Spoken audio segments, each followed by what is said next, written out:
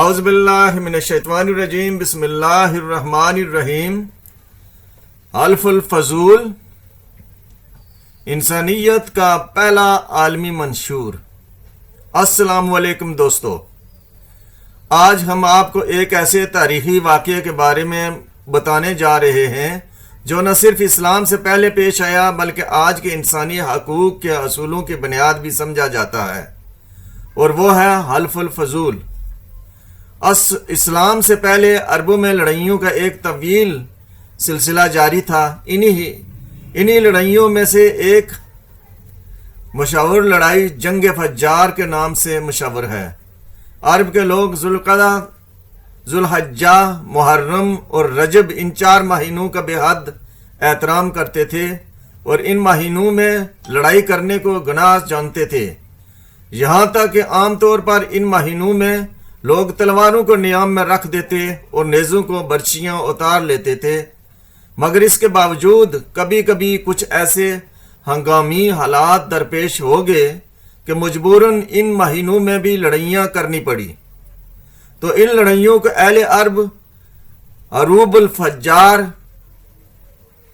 یعنی گناہ کی لڑائیاں کہتے تھے۔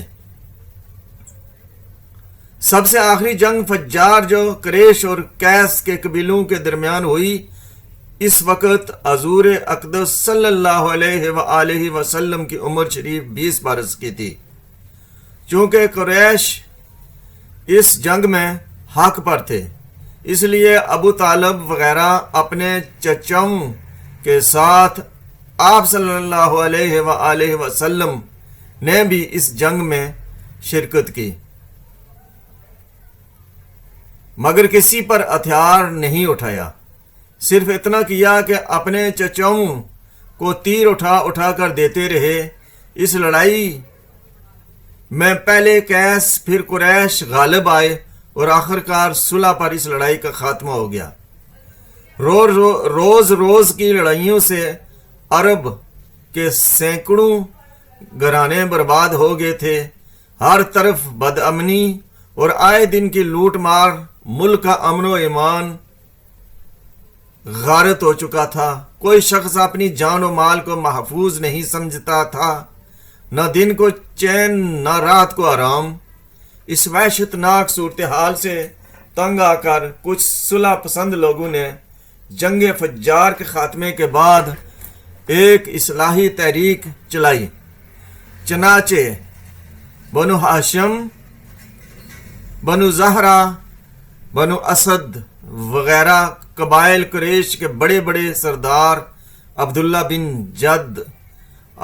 بن جدعان کے مکان پر جمع ہوئے اور حضور صلی اللہ علیہ وآلہ وسلم کے چچا زبیر بن عبد المطلب نے یہ تجویز پیش کی کہ موجودہ حالات کو سدھارنے کے لیے کوئی معاہدہ کرنا چاہیے۔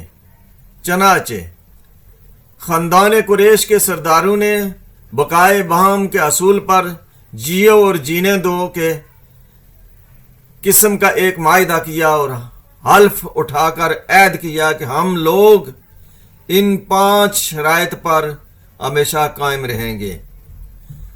ان میں سے نمبر 1، پہلی شرط، ملک سے بے امنی دور کریں گے۔ نمبر 2، مسافروں کی حفاظت کریں گے۔ نمبر 3، غریبوں کی امداد کرتے رہیں گے۔ نمبر 4، مظلومی کی حمایت کریں گے۔ نمبر 5، اور کسی ظالم یا غاصب کو مکہ میں نہیں رہنے دیں گے۔ اس معاہدے میں حضور اقدس صلی اللہ علیہ وآلہ وسلم بھی شریک ہوئے اور آپ کو یہ معاہدہ اس قدر عزیز تھا کہ اعلان نبوت کے بعد آپ صلی اللہ علیہ وآلہ وسلم فرمایا کرتے تھے کہ اس معاہدے سے مجھے اتنی خوشی ہوئی کہ اگر اس کے بدلے میں مجھے سرخ رنگ کے اونٹ بھی دیے جائیں تو اتنی خوشی نہ ہوتی۔ اور آپ صلی اللہ علیہ وآلہ وسلم نے یہ بھی فرمایا کہ اگر آج مجھے کوئی مظلوم یا آل حلف الفضول کہہ کر مدد کے لیے پکارے تو میں اس کی مدد کے لیے تیار ہوں۔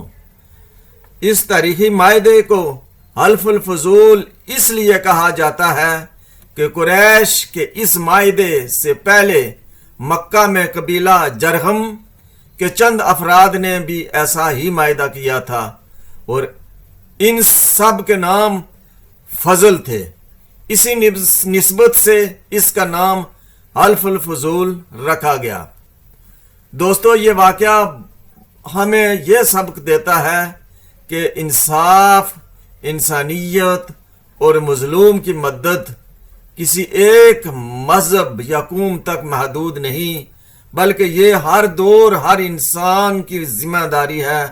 اگر آپ کو یہ ویڈیو پسند آئے تو چینل کو سبسکرائب کریں، ویڈیو کو لائک کریں اور اپنے دوستوں کے ساتھ ضرور واٹس ایپ گروپس اور دیگر سوشل میڈیا پر شیئر کریں۔